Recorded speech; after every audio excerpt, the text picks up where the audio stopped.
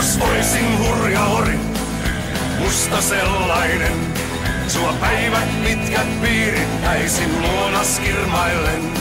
Muut tammat jättäisin, ne mulle ilma ois kuin launa hirnahdukseen. Yksin sulle sois.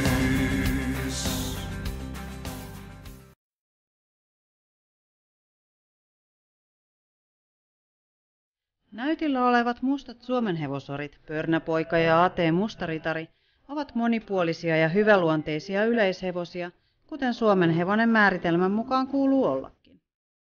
Suomenhevonen on palvellut suomalaisia jo 110 vuotta. Se on ollut välttämätön apu työhevosena ennen maatalouskoneiden tuloa. Talvisodassa suomenhevosella oli keskeinen rooli.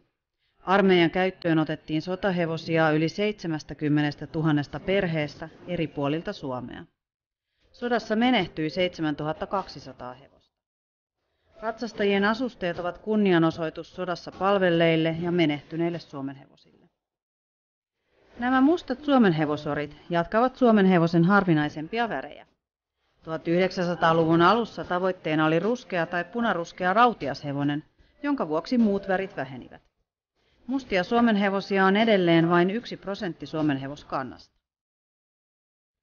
A.T. Mustaritari on kakkospalkinnolla kantakirjattu Suomen pienhevonen.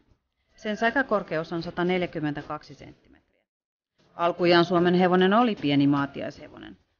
Nämä pienhevoset, kuten A.T. Mustaritari, ovat sopusuhtaisia kaikilta osiltaan. Ritari on menestynyt hyvin näyttelyissä. Se on saanut rakenteestaan erinomaiset arvostelut.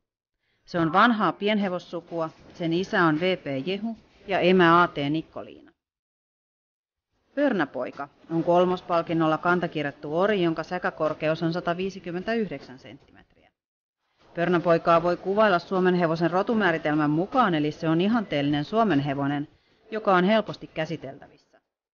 Siinä yhdistyvät voima ja ketteryys ja kestävyys.